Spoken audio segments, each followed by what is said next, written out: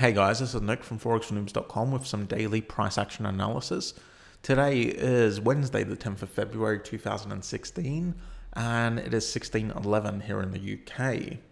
You're looking at a Euro USD daily chart. In today's analysis, I'm going to be going through each pair on my list over here and I'm going to be looking at each time frame for each of these pairs. Reason I do this is because it's my process and I do this several times per day. It's my process for scanning for price action setups. This process ensures that I very rarely miss a trade setup. Because I'm doing this several times per day, I'm seeing pretty much every candle forming on all the timeframes I trade.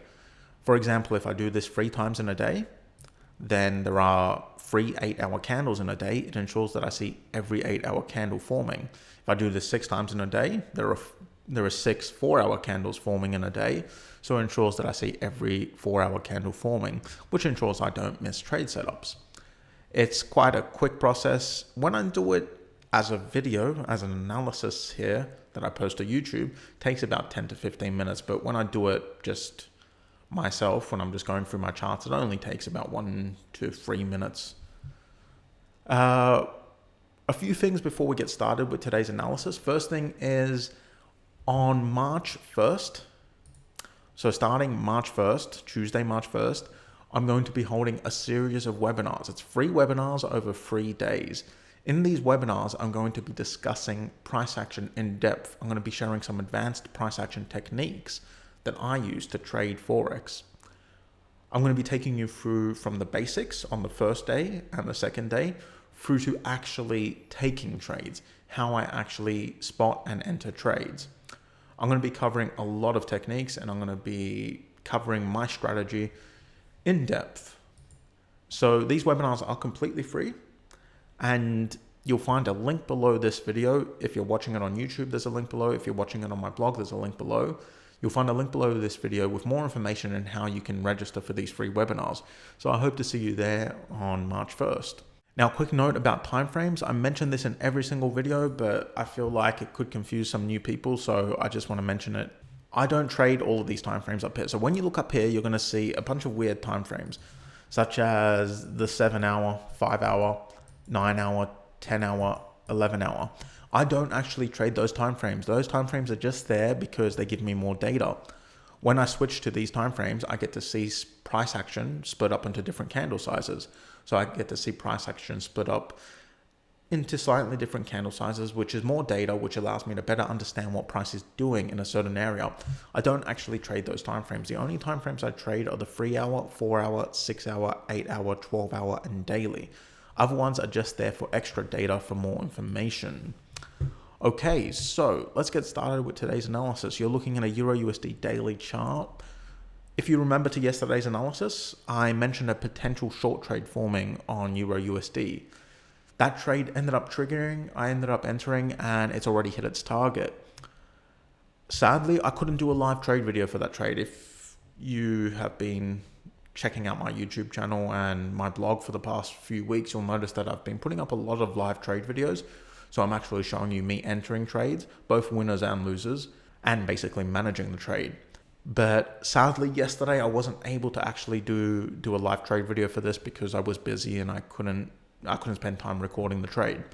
So there is no live trade video, but I did enter this trade and it did work out quite well. I hope you entered it too.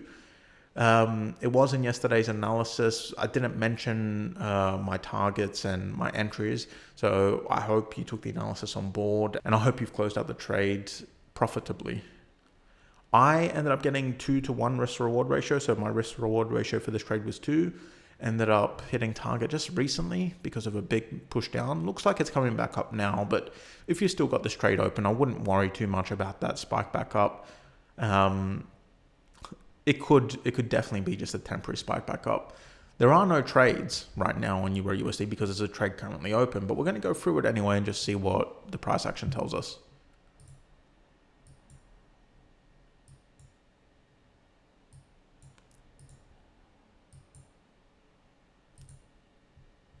I traded this on the 6-hour, by the way. So my entry was here. I got in on a very slight retrace. I don't think these are exact numbers with this little tool here, but it's rough numbers. My stop loss was quite tight, but it was above the recent high, so I thought it was a good enough stop loss. And my target was down here, was 2 to 1 essentially. So a risk reward ratio of 2. Actually, sorry, 1 to 2, not 2 to 1. If it's a risk reward ratio of 2 to 1, then it'd be double the risk. It was 1 to 2 risk reward ratio, so risk reward ratio is 2 overall. It ended up being quite a nice trade. Took a little bit to get down there, but when it got down there, it moved pretty fast. Like I said, I hope you joined me in this trade, and I hope that you got a similar risk to reward ratio as me. But there's nothing much else happening with this right now. Like I said, because there's a trade that's either still open or just recently closed, depending on how you traded it, you can't really take another trade. So there's nothing really much happening on EURUSD, nothing worth trading. So let's move on to Eurjpy, which is second on the list right now.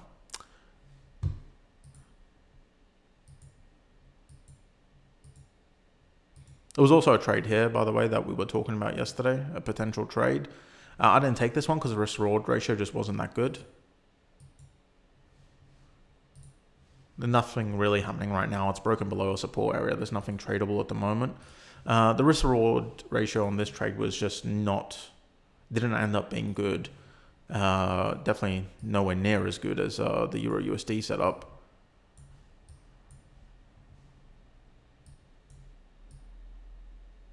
So if you would take in this trade,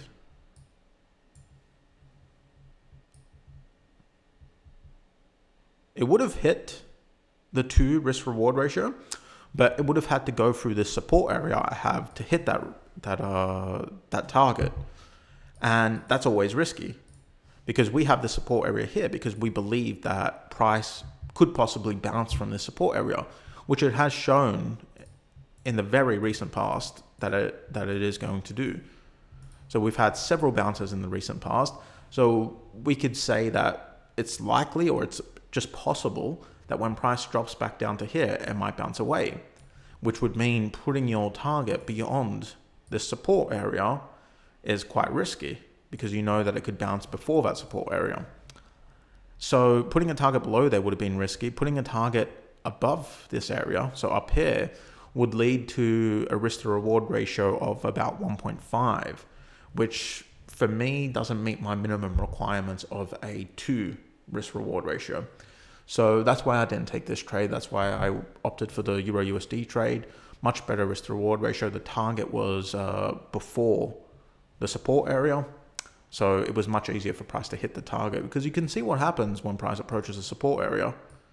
So it approaches support area. And maybe it didn't turn around today because of the support area. But it is quite common that when price approaches the support area, it just kind of stalls and turns around.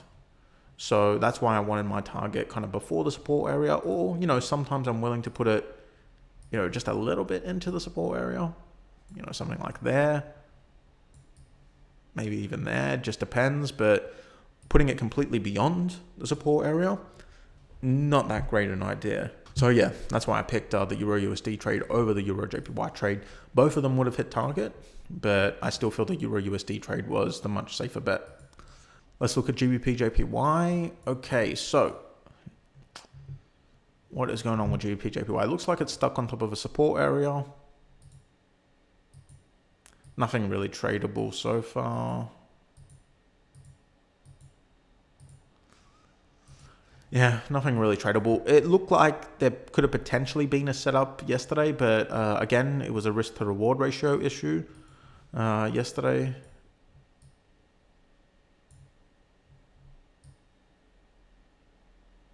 See, risk to reward ratio just wouldn't work on a trade like this, not at all. So it wouldn't have been worth entering. And good thing, because it looks like at the moment it's heading towards the stop loss that you would have had you entered that trade. So nothing on Gbp Jpy. Gbp USD, let's see what's going on over here.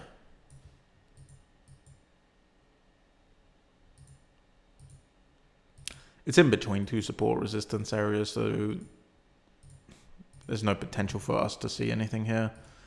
Check out USD JPY. USD JPY is on top of a support area. Same one as it was on top of yesterday, but this time it's actually kind of looking like it might close on that area, which would be nice for us.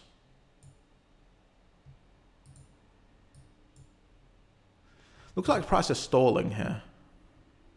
So yeah, I probably wouldn't trade this on the 6 hour. This doesn't look that great on the 6 hour. Ideal for this, what I want to see on this, my dream scenario for this USD JPY setup right now is either on the daily or the 12 hour. Preferably the daily, but the 12 hour is fine too. What I want to see is indecision to form on top of this area with the next candle. So the next daily candle, it'd be great if indecision forms on top of here. Next daily candle is a Thursday candle because today's Wednesday.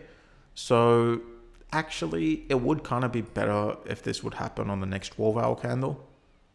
But it just depends. The reason being is I would have to open a long trade on a Friday, which I generally don't like to do if the setup forms on the daily. So if the indecision candle on the daily forms on the Thursday, I can't really open the trade until the Friday, which I don't really like to do. Don't like to open trades on Fridays. So ideally, if we can get a nice candle, nice indecision forming here, good signs of indecision forming on this 12-hour chart, that would be the best case scenario. I'm going to keep a close eye on USD JPY. It's clear that this support area is very strong. The reason I say this is because we've had 3 attempts to get through here and price has reversed on all 3 attempts. It's giving it another try right now and it might just break through, it might push straight through, or we might get a very strong indecision candle forming on this level, which would indicate that buyers are going to enter and we could see a reversal. So I'm going to keep a close eye on USD JPY and we'll see how it plays out. All right, New Zealand USD, prices in between support resistance areas, so we're not going to get anything from this. Nope. USD CAD. Okay. That might, well, we'll start with a daily and we'll work our way down.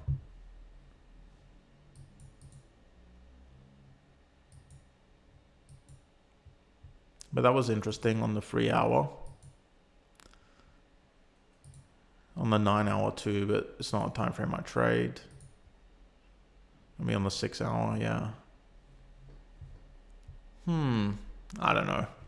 It looks kind of tempting, but all right, so what are we looking at? We're looking at price trying to push up beyond the resistance area and getting stuck. It's stuck on resistance. It could be a trade to enter real quick, just for a quick little bit of profit, you know, if it is profitable. It looks like it might potentially have a nice risk to reward ratio. Nah, it doesn't. It's close. And you could put your target down here. It could be 2 to 1 on a quick little trade, but I'm not sure. I'll keep an eye on this USD CAD's trade setup here, but I'm not sure. I probably won't trade it. It's not my kind of trade. But if I were to trade it, what I would do is have an entry after this 3 hour candle closes, an entry kind of beyond the low of this 3 hour candle. Maybe try get into a bit of a retrace, and if price pushes back up, that will give a better entry. Stop loss just above this wick here, and target around about here. So there's potential to get 2 risk reward ratio on this trade, but you know it's not a great trade. The preceding trend's very weak. Yeah, I'm going to keep an eye on this USD CAD potential setup here. I probably won't trade it, but I'm going to keep an eye on it. I want to see what happens. If we get strong indecision forming, I might decide to just jump in for a quick kind of, I don't know, 3 hour chart trade. For me, that's kind of a scalp trade. I might jump in. We'll see how it goes. Okay, so USD CHF. Let's see what's happening here.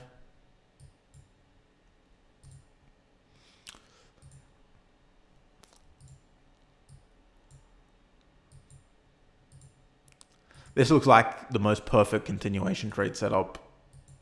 Well, not most perfect, but it looks like a very, very good continuation trade setup. I mean, look what's happening right here. We have a massive, massive downtrend. It's massive. And then price is coming back up here, testing this former support area, which is now resistance.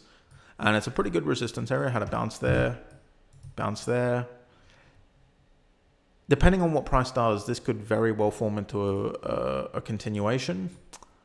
Might be worth trading. I don't really trade continuations these days, but the way price has been moving in January, it's tempting me to get back into continuation trading. We're just getting these nice, beautiful, long trends. And when I start seeing that, I start thinking, yeah, reversal trading is fantastic. I love reversal trading, but I could very, very easily make a lot of profit trading continuations. And trading continuations is still price action, still the same concepts as reversal trading. You're just entering kind of, I guess, the opposite direction, depending on where your support resistance areas are. I'm going to keep a close eye on this. Might be my first continuation trade of the year. Might not be. We'll see how it goes. AUD USD, let's check this out. 12 hour. And just so everyone understands, continuation trading is not new. I used to do it a few years ago. And back in 2008, continuation trading, there's nothing on AUD USD, by the way, nothing worth noting. Back in 2008, continuation trading was pretty much my bread and butter. It was all that I would do, really. These days, it's pretty much reversal trading is all I do. But I'm definitely open to the possibility of starting continuation trading again if I feel that price is moving in a way in which continuation trading would be profitable for me. And in January, it has been moving in that way, and it still is. So I'm open to the idea of resuming continuation trading as part of my overall price action strategy.